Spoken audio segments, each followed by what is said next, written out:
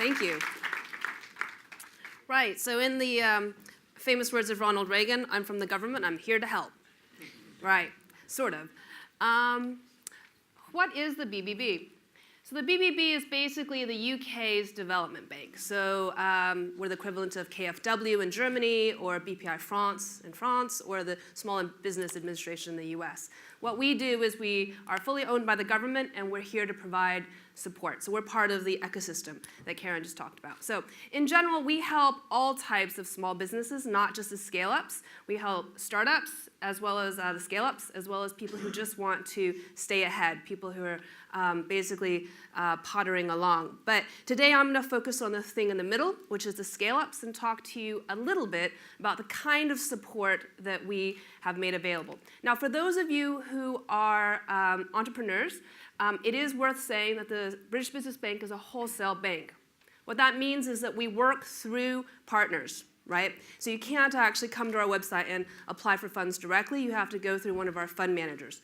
And the reason why we do this is because it's more efficient, because the UK actually does have a pretty well-developed financial services sector, and the UK government kind of goes, there's no point in duplicating and building something that already exists. We'd rather coexist with the private sector and sort of help where we can, but step right the way back where we don't need to.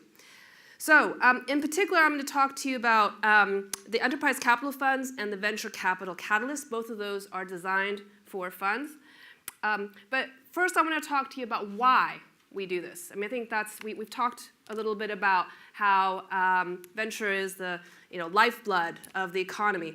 But in essence, basically what we think is fundamentally, if you support venture capital, you support the economic performance and the productivity of the UK economy. I mean, that's what it's all about. And the way that happens is through R&D, through innovation and exports and employment and growth and all the rest of it. And so therefore, we're here to basically try and sustain and build the capacity of the venture capital market.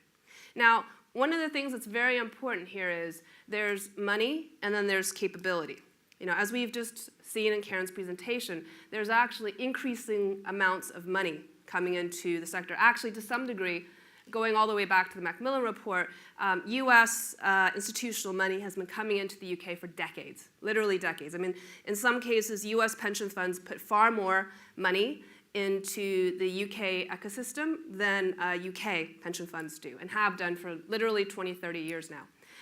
What's missing here is, to some degree, we want to grow people, right? We want to grow the capability for people to run the big mega funds, because the concern is that although the government might be able to help build a really big fund, it doesn't do anybody any good if that fund then proceeds to lose large quantities of money and suppresses the top line sort of results in terms of how much returns go to the UK venture capital system, okay? So basically, we are taking an integrated and a very, very long-term approach. We are trying to grow the economy and the sector, but we're also fundamentally all about trying to grow people. So in essence, depending on the stage, we have what's called the Angel Co-Fund. I won't go into great detail about that today, but if you're interested in seed stage, come talk to me sort of outside. Basically what we do is we take angels, we make them play nicely together, we incentivize them to play nicely with each other, and we basically will double up the money. So if you get 3 angels together, what we'll do is the government, assuming that the pitch is high quality as judged by a panel of professional angel investors, we at the BBB will basically, through the Angel Co-Fund, basically add the same amount of money again. And what this does is it basically leverages up the smart money that comes from the angels. Now, into early stage, we have the Enterprise Capital Fund, which is for emerging seed investors. And then we have the Venture Capital Catalyst Fund, which is for larger sort of venture capital funds. So let me take you guys through that. One of the things that I want to do, actually, and I'm not sure if we have the mics to do this, but I'd like to, I'm kind of going through this relatively quickly because I'd like to take some questions, if at all possible, make this a bit more interactive. But in essence, we have 2 programs, and they're both open for business. So this is your call to action here, right? If you're not looking, if you know somebody who does, let us know. In essence, we have the Enterprise Capital Fund, and essentially what we're doing is we're looking for emerging fund managers. These are folks who maybe did something similar, like a university TTO or some angel investors, actually often sort of first-time proper fund managers. And in essence, what we'll do is we'll put up to about 2/3 of the fund, we'll cornerstone, and basically try and get people to their first close. Yeah, and what we're doing here is these are relatively small funds, and what we're trying to do very consciously is to incubate the next generation of fund managers for the UK. So you have to work in the UK, okay? But what's in it for, you also have to have other private LPs, and what we do is we take a preferred but capped return, and basically we lever up everybody else, all the private capital guys. And basically what we do is we take something that's high risk, and we make it more worthwhile for the private sector. I mean, it's pretty much how it works. Now, these are relatively small funds because, first time and all that. If for the people who are already established in the sector, we have the Venture Capital Catalyst. Now, very important here. The first one I just talked to you about does have some state aid in it, right? The second one does not. It's fully commercial. And the whole goal of both of these, from the British Business Bank's perspective, is we want our money back with a profit. Yeah? But the second one in particular, because we will actually commit up to 1/3 of the fund, and pending, I think the Chancellor's having a speech this morning, which I haven't had enough Wi-Fi to double check, but we are looking at that sort of how much we would cornerstone. But in essence, we will actually back larger, more established sort of fund managers, and in successive rounds as well. And there is a UK national content aspect to this, but in general, most of our venture capital catalyst funds are cross-border, right? So we don't mind, so if we put, say, 20% new, we expect, say, 40% to be invested in the UK, which isn't that hard given that the UK is something like 25-30% of the European sort of markets by deal flow anyway. And the rest of it can be wherever you like. It can be in France, it can be in the US, it can be in Ireland, just to give a couple of examples. And if that's what works with your strategy, and your strategy makes sense, then great. In essence, some of you may have heard about the current situation with Europe and the European Investment Fund. And in essence, this is one of our sort of replacements or sort of things that sort of can step into the breach. The other thing I just wanted to highlight, just give you some numbers. We don't go unicorn chasing either, but some of the unicorns do end up in our portfolio. The other thing is to look at the TVPIs. I know that this isn't something that the British Business Bank actually talks about all that often, but we just wanted to show that despite the fact that we operate with a double bottom line, in other words, we're trying to achieve policy goals, we're trying to sort of help the ecosystem, we're trying to sort of develop the next generation of fund managers, we do also achieve a commercial return, yeah?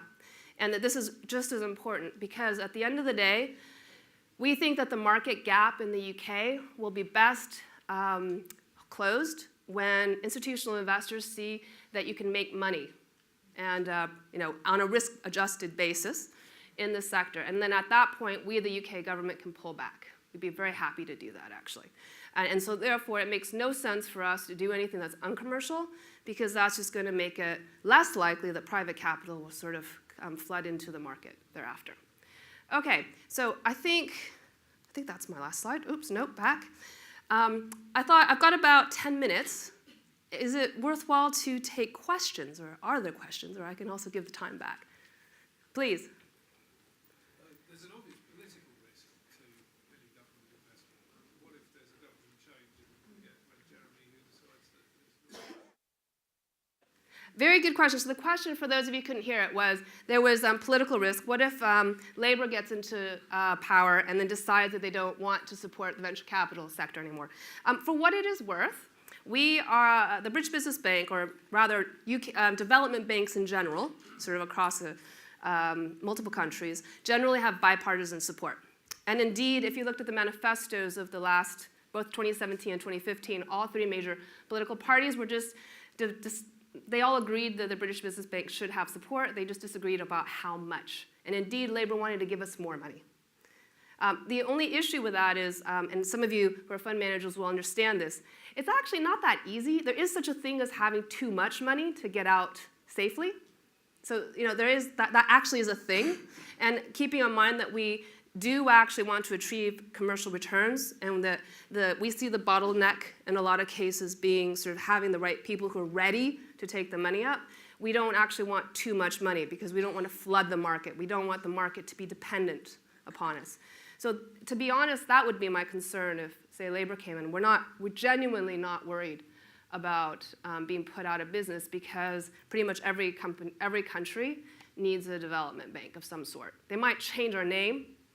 They might sort of break us up into regional sort of chunks. But would we still be here? Would our programs still be here? Absolutely. Yeah? Does that help? So one of the questions I had was with regard to first-time funds, Yep. and I know one of your programs addresses that. The challenges that we have in Europe is that we don't have the same endowments, and the pension funds don't invest in first-time funds in the same way. If we do believe that there's a gap in this sort of scale-up end of the market, my understanding of your program there is to back established managers as opposed to first-time funds. How do you bring those two together, knowing that there is a gap in first-time funds? There definitely is a gap in first-time funds. And the Enterprise Capital Fund program is explicitly for first-time fund managers, emerging fund managers. So, and that can be across a lot of stages. So it's not just seed stage, although we simplify for the chart. But actually, for example, ADV, which I think Karen had on one of her charts, is a patient capital fund. That is, they will come in, they're incubator-based, and they will come in at seed, but they will do the follow-on all the way through exit, at a very late stage. So we are actually pretty open to innovation in the fund management structures in terms of, it doesn't have to be, if you have an innovative strategy, we want to hear about it.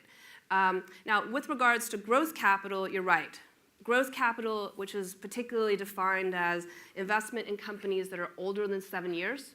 And there's nothing magic about 7 years, except that the European Commission sort of competition unit sort of defines 7 years as the cutoff. So, for example, VCTs now have to be, investing in companies younger than 7 years. What that means is there's a bit of a cliff edge for anybody who's older than 7 years, which we think is slightly perverse for UK. Yeah, I see a lot of nods. It is perverse. For UK productivity, I think an 8-year-old company that's growing at 15% per annum deserves investment just as much, quite frankly. And so we are actually actively looking at that segment about whether or not we can actually retool the VC Catalyst program to be able to help sort of growth capital. In fact, we can. You'll see it in our request for proposal update that if you do have a strategy of doing growth capital for slightly older companies as a first time, even if that's when we say first time, often what we mean is you are a fund manager, you know how to do funds, but you haven't done that strategy before, or you haven't done that stage before. So if you're in that category and you want to go into that stage, come talk to us, because we definitely have an allocation. Hi. Who? Yeah, over here. Oh, hi. Front row. So as an entrepreneur, we're delighted to see more money flow into the system. But as a taxpayer, I'm a little bit concerned about the amount of government money that's propping up the VC community across Europe. And the key question is, are they going to be able, these sort of middle-of-the-road managers that are not delivering amazing returns, to wean themselves off this government money? Shouldn't the free market work for itself, and they can determine and deliver amazing returns that the pension funds will back them and not the taxpayer? Yeah, we totally agree that. And what we often see is, we will back, well, I can't speak for some of the other development banks in Europe. Right? I can only speak for ourselves. But we certainly will back fund managers through subsequent rounds. But what we see is each round, our percentage is smaller and smaller. Yeah, and it's because, if they are successful and they have solid returns, what happens is there's plenty of private demand to put that in. But at the same time, we still see, as per what Karen said, we don't have the really large funds. And so we still see a role for us to basically bulk it up, to try and push the ecosystem towards doing larger funds. Because the problem is that if you are, as a fund manager, wanting to run a £1 billion fund, and you've only ever run a 200 million fund, no one's going to give you that money. right? Because it's just a different scale.